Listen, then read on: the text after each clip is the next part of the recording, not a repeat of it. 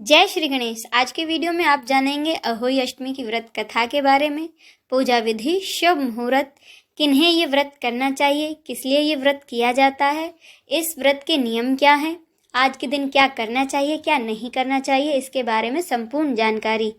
तो चलिए शुरू करते हैं। हर साल कार्तिक मास के कृष्ण पक्ष में अहोई अष्टमी का व्रत किया जाता है। ये व्रत महिलाएं अपनी संतान की लंबी उम्र, स्वास्थ्य और सलामती के लिए रखती हैं। इस दिन अहोई माता की पूजा का विधान है।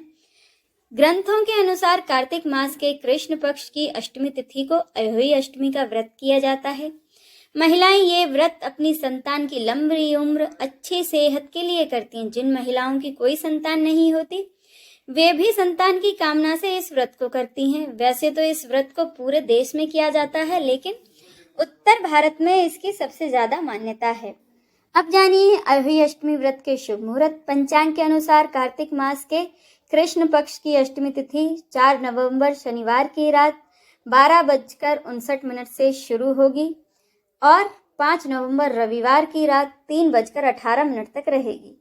क्योंकि अष्टमी तिथि का सूर्योदय 5 नवंबर रविवार को होगा और पूरे दिन यही तिथि रहेगी, इसीलिए अहोई अष्टमी का व्रत 5 नवंबर रविवार को रखा जाएगा। 5 नवंबर रविवार को पुष्य नक्षत्र शुभ योग 10:29 से रहेगा। रविवार को पुष्य नक्षत्र होने से ये रवि पुष्य कहलाएगा।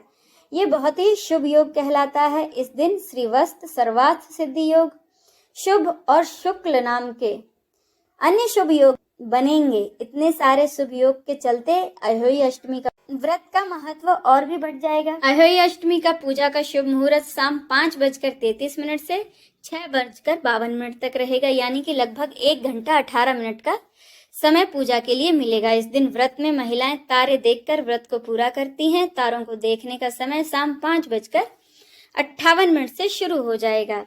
अब जानिए अहोई अष्टमी की पूजा सामग्री। इसके लिए आपको चाहिए एक अहोई माता की मूर्ति या फिर चित्र, दीपक, श्रृंगार का सामान, रोली, अक्षत, धूप, माला, सिंघाड़े, मूली, फल, करवा चावल की कटोरी, श्रीफल, पानी का कलश, कलावा, सात्विक भोजन, पूड़ी, 8 पुओं का भोग, खीर, दूध व भात, वस्त्र और दान के लिए दक्षिणा। अहोई अष्टमी की पूजा विधि। अहोई अष्टमी के दिन सुबह ब्रह्म मुहूर्त में उठकर स्नान आदि से निवृत्त हो व्रत का संकल्प लें, करें और कहें, मैं अहोई माता का व्रत कर रही हूँ। अहोई माता मेरी संतान को लंबी उम्र, स्वस्थ एवं सुखी रखें।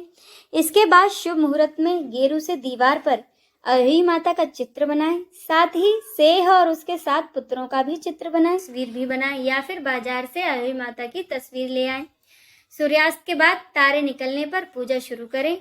अहोई माता के सामने चावल की कटोरी, मूली, सिंघाड़ा, हलवा, दूध आदि चीजें रखें। इसके बाद घी का दीपक जलाएं, माता को रोली का तिलक लगाएं और उन्हें फूल अर्पित करें। फिर हाथ में गेहूं के 7 दाने और दक्षिणा के लिए कुछ पैसे लेकर अहोई अष्टमी व्रत की कथा सुने या सुनाएं।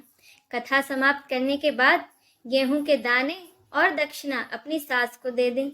साथ ही उनके पैर छूकर उनका आशीर्वाद प्राप्त करें और अंत में तारों को अर्घ देकर अपने व्रत का पारण करें। पूजा में रखा पानी से भरा कलश बाद में तुलसी पर चढ़ा दें। अहोई अष्टमी के दिन भगवान शिव और माता पार्वती को दूध भात का भोग लगाना चाहिए और शाम को पीपल के पेड़ के नीचे दीपक जलाना चाहिए। अहोई अष्टमी के कुछ नियम। अहोई अष्टमी के दिन महिलाएं तांबे के लोटे से भूलकर भी अर्घ न दें। अर्घ देने के लिए स्टील या फिर चांदी के लोटे का ही प्रयोग करें। अहोई अष्टमी के दिन व्रती महिलाओं को सोना नहीं चाहिए और रात के समय भी जागकर भजन कीर्तन करना चाहिए। इस दिन व्रती महिलाओं को सुई, चाकू या फिर किसी भी नुकीली चीज का प्रयोग करने से बचना चाहिए। इस दिन तुलसी के पत्तों को भूलकर भी न तोड़ें। इस दिन महिलाएं मिट्टी को भूलकर भी न छुएं। इस दिन मिट्टी से जुड़ा कोई भी काम करने की मनाही होती है। ऐसा करने से बच्चों को नुकसान हो सकता है। अहोई अष्टमी के दिन भूलकर भी किसी से झगड़ा न करें और न ही किसी प्रकार के अपशब्दों का प्रयोग करें। अब सुने अहोई व्रत कथा। एक नगर में चंद्रभान नामक एक साहूकार रहता था। उसकी पत्नी चंद्रिका बहुत ही सुंदर, सर्वगुण संपन्न, सती, साध्वी, चरित्रवान तथा बुद्धिमान थी। उसके कई पुत्र और पुत्रियां थीं, परंतु वे सभी बाल्यावस्था में ही परलोक सिधार चुके थे। दोनों पति पत्नी संतान न रह जाने से व्यथित रहते थे और दोनों प्रतिदिन मन में सोचते कि हमारे बाद इस अपार धन संपदा को कौन संभालेगा। एक बार उन दोनों ने निश्चय किया कि वे वनवास लेकर शेष जीवन प्रभु भक्ति में व्यतीत करेंगे। इस प्रकार वे दोनों अपना घर बार त्याग कर वन की ओर चल दिए। रास्ते में जब थक जाते तो रुककर थोड़ा विश्राम कर लेते और फिर चल पड़ते। इस प्रकार धीरे धीरे वे बद्रिक आश्रम के निकट शीतल कुंड के पास जा पहुंचे। वहां पहुंचकर दोनों ने निराहार रहकर प्राण त्यागने का निश्चय कर लिया। इस प्रकार निराहार व निर्जल रहते हुए उन्हें 7 दिन हो गए तो आकाशवाणी हुई कि तुम दोनों प्राणी अपने प्राण मत त्यागो। यह सब दुख तुम्हें तुम्हारे पूर्व पापों के कारण भोगना पड़ा है। यदि तुम्हारी पत्नी कार्तिक मास के कृष्ण पक्ष में आने वाली अहोई अष्टमी को अहोई माता का व्रत और पूजन करे तो अहोई माता प्रसन्न होकर साक्षात दर्शन देंगी। तुम उनसे दीर्घायु पुत्रों का वरदान मांग लेना। व्रत के दिन तुम राधा कुंड में स्नान करना।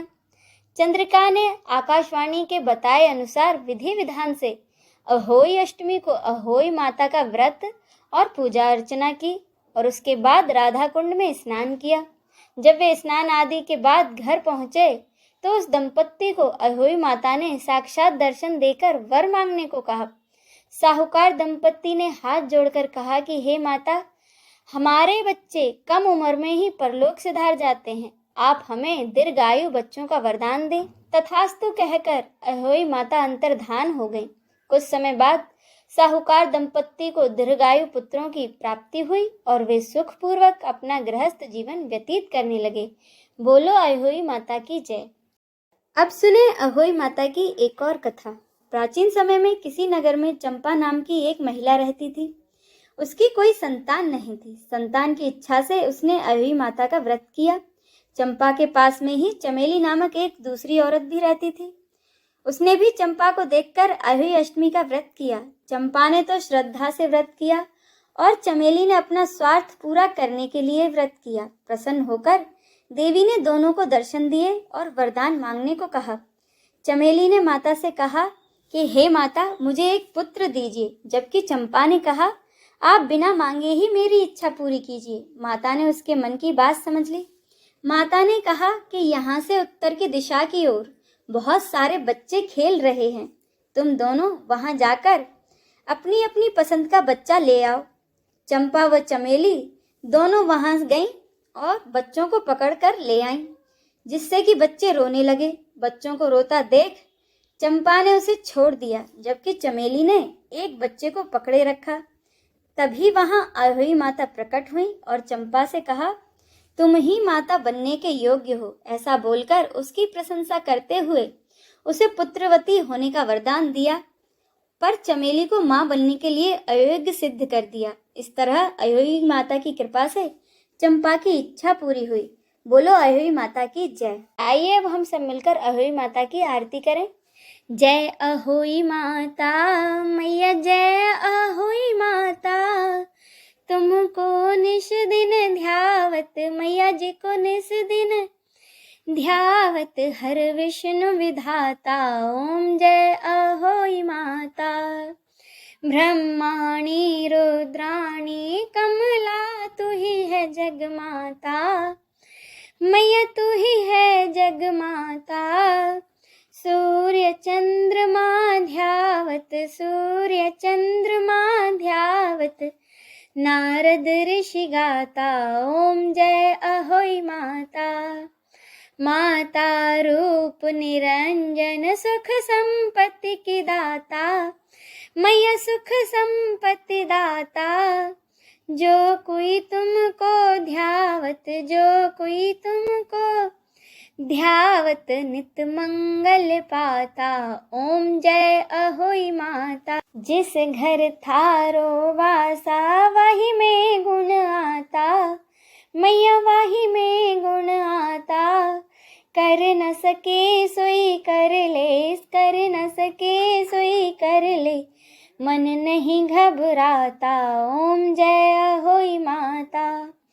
तुम बिन सुख न होवे पुत्र न कोई पाता, मैया पुत्र न कोई पाता, खान पान का वैभव, खान पान का वैभव तुम बिन नहीं आता। ओम जय अहोई माता। शुभ गुण सुंदर युक्ता, क्षीर निधि जाता, मैया क्षीर निधि जाता। रतन चतुर्दश तोकु, रतन चतुर्दश तोकु कोई नहीं पाता। ओम जय अहोई माता। श्री अहोई माँ की आरती जो कोई गाता, मैया जो कोई गाता, और उमंगति उपजे, और उमंगति उपजे, पाप उतर जाता। ओम जय अहोई माता। ओम जय अहोई माता, मैया जय अहोई माता। तुमको निश दिन ध्यावत, मैया जी को निश दिन ध्यावत, हर विष्णु विधाता। ओम जय अहोई माता, ओम जय अहोई माता।